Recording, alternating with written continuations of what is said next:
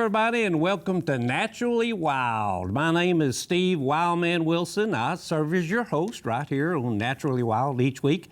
Thank you so much for joining me. You know, Arkansas, the natural state, has so many outdoor opportunities. I mean, hunting, fishing, camping, hiking, mountain biking. And if you participate in one of those activities long enough, there's a pretty good chance that you're going to run into a snake or two sooner or later. I know later better than sooner, right? Hey, but it's not a matter of if you do, it's more of a matter about when you do. Hey, let me take a pause right here first of all. I want to say a special thanks to everyone in here in the studio that came into work today to do this show. I mean, when I first told them I was going to have live snakes in the studio, I wasn't real sure we're going to have enough crew members to show up. They're not real crazy about live snakes. Some of them are, but in fact, I even heard one of them mention something about the only good snake is a dead snake. Now, I'm not so sure my guest is going to agree with that tonight. Let me introduce you to him. His name is Eric Maynard, and he is Assistant Chief of the Education Division with the Arkansas Game and Fish Commission. Hi, Eric. Howdy. Glad to be here. Well, I'm glad. Hey, did you hear what I said? One of the people, when I told him he was going to be here, you've heard that before, though. I hear it all the time. And it's not true, is it? It's not true. Most of the time, those people just don't understand. That's what education's here for. That's Education TV. That's right. Here on Arkansas TV, we're gonna talk all about snakes. He brought some live snakes here. We've got some. We're gonna talk about some that's friendly and maybe some that's not so friendly. Before we do that, though, Eric, I want to tell folks a little bit about yourself and what you do at the Game and Fish. Well, I've been with Game and Fish since 1999, and I've always been in education. Started off with one of the nature centers down in Pine Bluff, and I've been teaching about Arkansas wildlife and outdoor skills and those kind of things for many years. And I'm now an assistant chief in education, working with many of the nature centers and some of our programs and statewide events and things like that.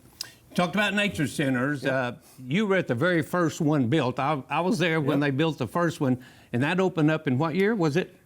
2001. Was it 2001? So you'd been there a couple years, and you managed the one. Let's kind of take me around the state. I know we have 5 nature centers where people can go. It's a good idea for something to do this summer when the kids are out of school, but kind of lead me around the state. Tell me a little bit about each one of them, because they're all different. They're all different. So we've got one in Pine Bluff. Focuses on the Delta. You can take the trails out and see some of the bio out there and the cypress trees and along the river and those kind of things. It's kind of a lowland, swampy area. See a big alligator at the nature center, not out in the wild. There may be some out in the wild too, but we've got one you can see for sure. You're right on the Arkansas River. You're right pretty close there. So everything kind of centers around the Delta there. Well, sure. That's got the theme down there, and I know you have the nature trail, but it's also air conditioned inside as well. You have the big aquarium down there you walk through? Right, so the nature center itself is about 13,000 square feet. Plenty of space inside, lots of interactive exhibits. There's classrooms for programs that we give. There's a laboratory. There is a 22,000 gallon aquarium. Yeah. So you can see native fish, gar, catfish, bass, all kinds of things that you'd find in that area. You can see some snakes on display at the Nature Center. So there's a lot of things to see and do inside, especially this time of year. Get out there and walk the trails early in the morning or late in the evening, come inside and enjoy the Exactly right. Now that's in Pine Bluff. Go north a little bit. You got one in Jonesboro? Got one in Jonesboro, focuses on Crowley's Ridge and the wildlife up there, the habitat in northeast Arkansas. They also have some snakes. Sure. They have other animals there on display, wildlife and stuff you can see. You can learn about the ridge, how it's different from the surrounding delta area. Some unique geography and plants and stuff also. It's not just animals, but the habitat. Learn about the habitat. Go west from there, I guess you go to northwest Arkansas? Go across to northwest Arkansas. The newest nature center is in Springdale. Really nice facility. Besides the interactive exhibits, the animals and those kind of things, they also have an outdoor 3D range for archery that you can walk and use anytime, and they also have a marksmanship center, indoors air conditioning that you can do archery and BB guns and things like that also. That's Springdale. Come down to Fort Smith? Fort Smith. Fort Smith is talking about the Arkansas River Valley area. that part of the state, and they have a little lake on the property, so you can fish right there. You can kayak and canoe right out, and they have kayaks and canoes there. So if you don't have one, you just come check one out. You can even check out a fishing pole. Is that right there at Fort Chaffee area? It's right there at Fort Chaffee. It's on Wells Lake.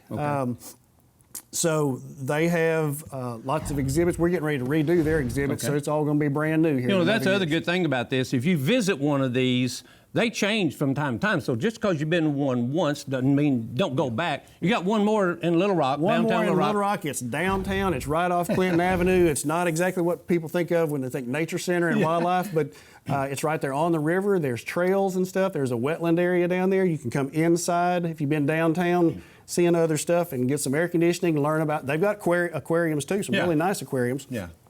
Learn about Arkansas and all the different regions and kind of figure out where you want to go from there. It's kind of a good starting place because it tells you, and then you can out travel these others. So that might be a good idea this summer to take the kids, the whole family. They're free of charge. They're free. Yeah. Yep. We'll talk more about that. You can go to agfc.com and just look up all the information about calendars and stuff like that going on.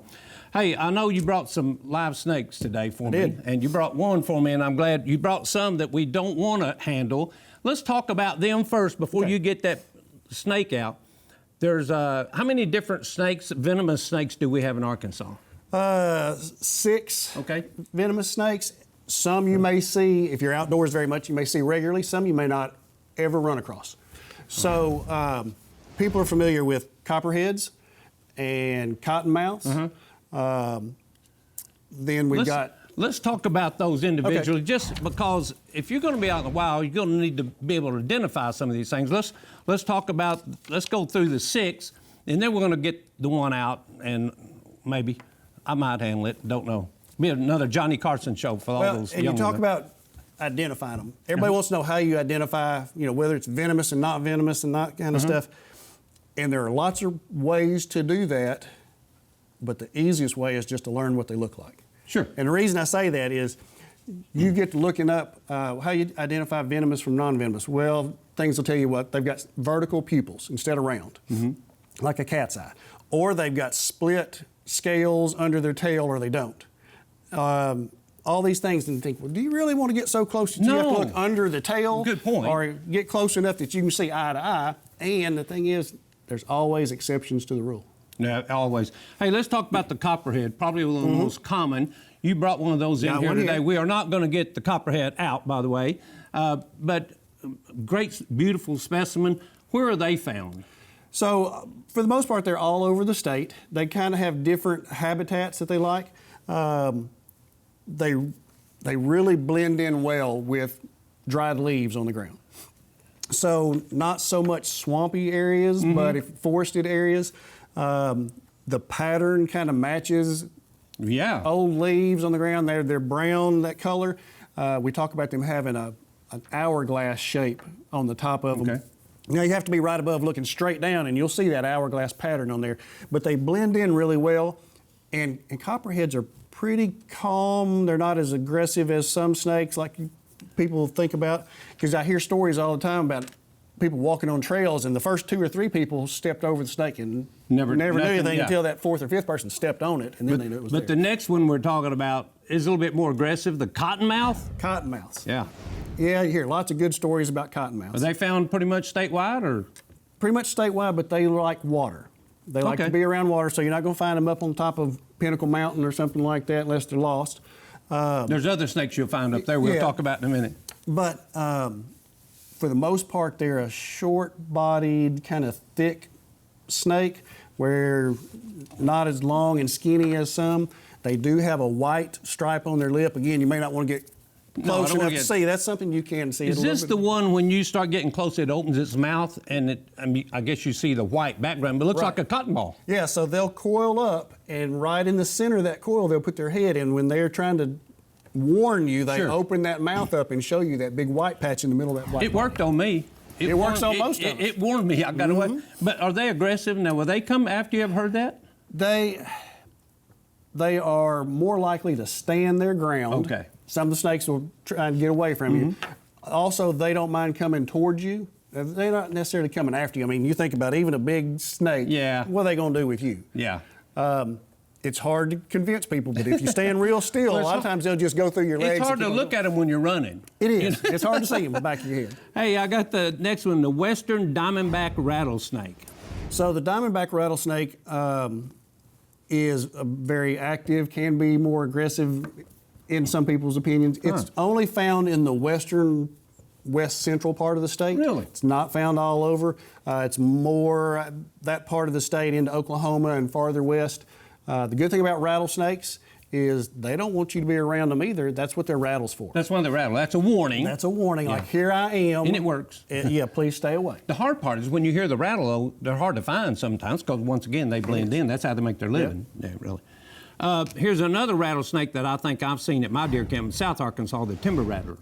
Very common. That's the rattlesnake most people are going to run across if they see rattlesnakes. Yeah. They do have a pattern to them. They also have a little bit of a red, rusty red color running down their back, the canebrake. Rattlesnake does, the timber rattler. Again, you should hear them probably before you see them. Stop, figure out where the sound is. And you shouldn't have trouble seeing them. They get up to 5 feet long. I mean, these things will get huge. They get pretty good size. I started to say, well, they eat, but pretty much anything they want to, huh? Anything the right size that'll fit down their mouth. Yeah, that's a good idea. Hey, the last rattler, no, we got two more rattle. We got another rattlesnake. That little pygmy rattler. I've had some experience with this. I thought it was a baby snake, and it's just a little pygmy rattlers. They're powerful. They are. They don't get very big. I do hear a lot of people finding pygmy rattlesnakes in their flower beds and that kind of stuff. Again, they're camouflaged. They're trying to sit still. They don't want you around. You're working in your flower bed, your garden and stuff. They just hang out there hoping you'll just go away. Yeah. But people do come across. And they're only like 15 to 20 inches long. Right. From what I read. Right. Full grown.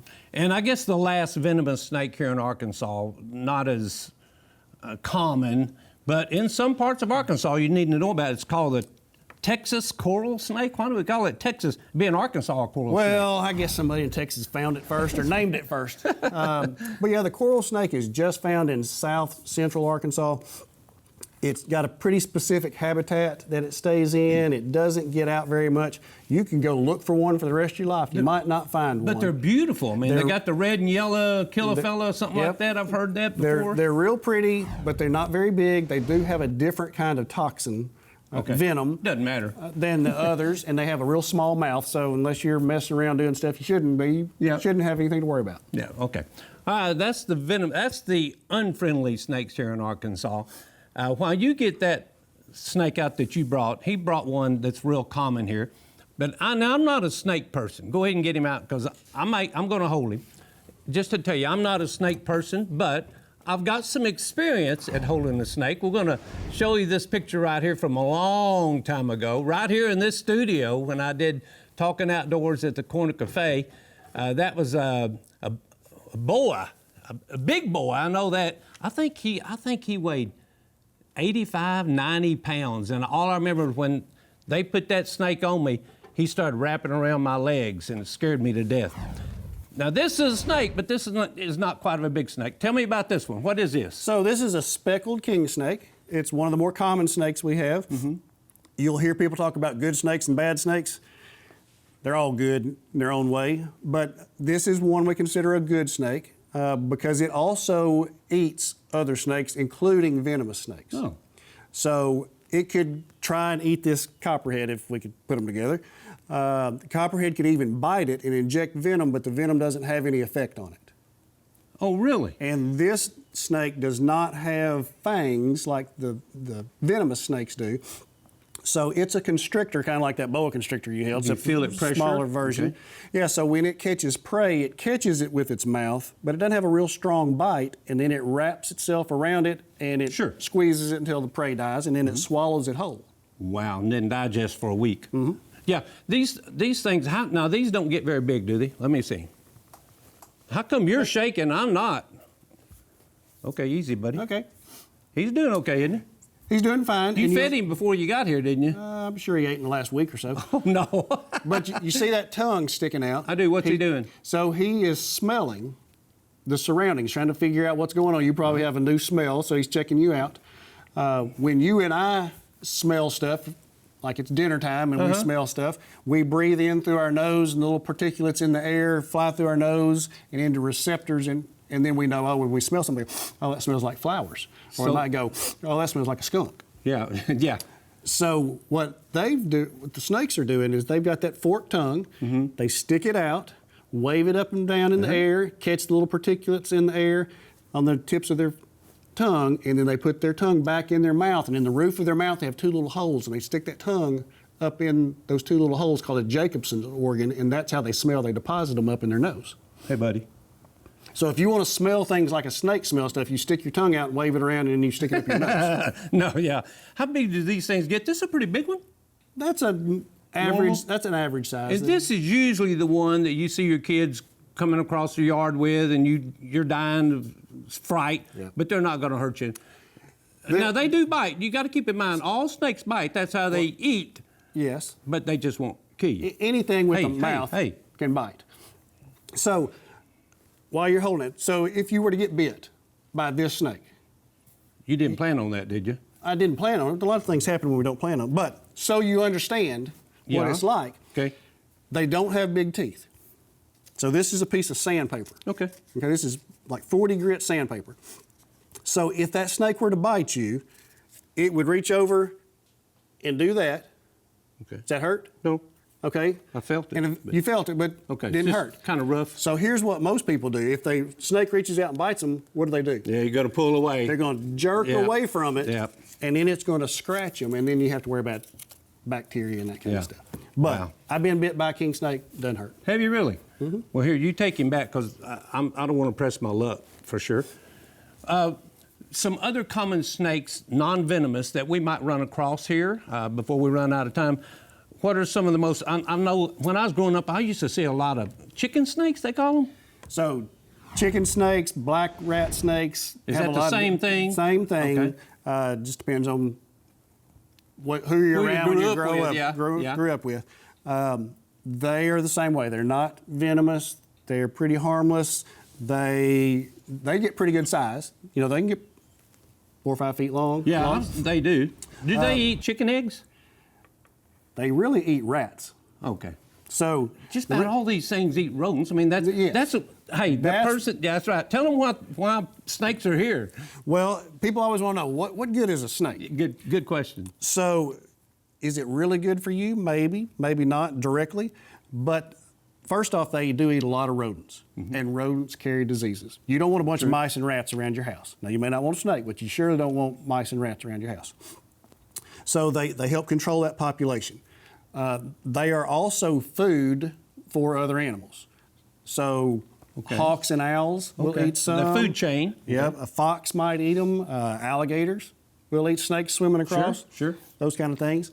But also venomous snakes, they are doing lots of studies on the venom, and they're finding compounds in there that they use for heart patients, anticoagulants. There you go. They are doing studies for cancer with snake venom. So there are benefits to having snakes. It can help you maybe with your heart, and can also give you a heart attack. It can.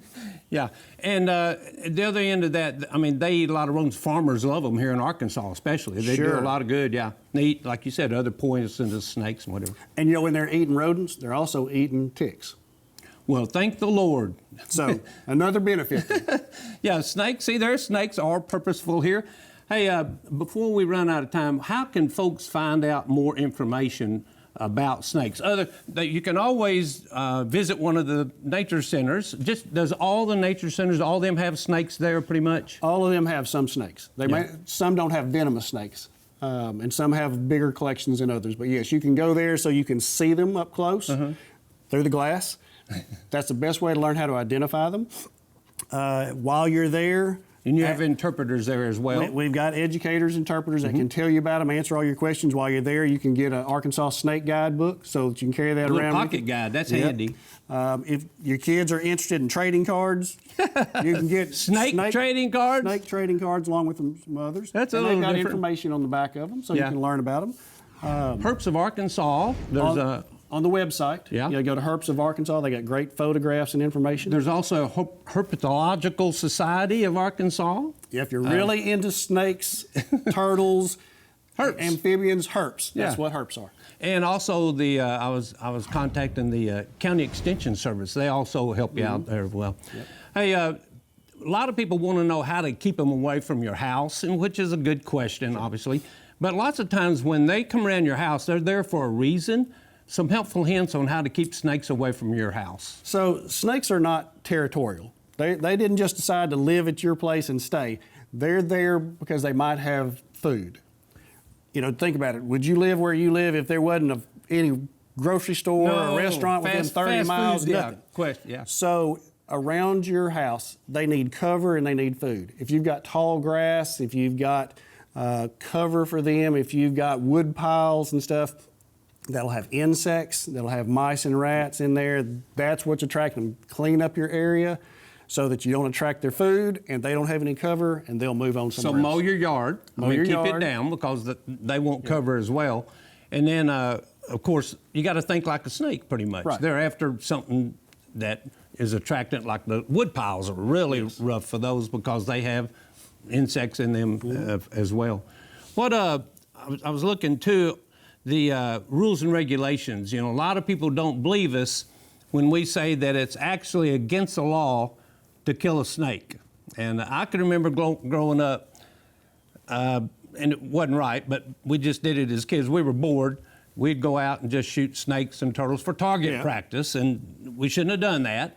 And now there's a law against that as well. It's against the law to kill a snake. There are exceptions, obviously. So the way the laws are written, it's against the law to hunt or kill anything that's out of season.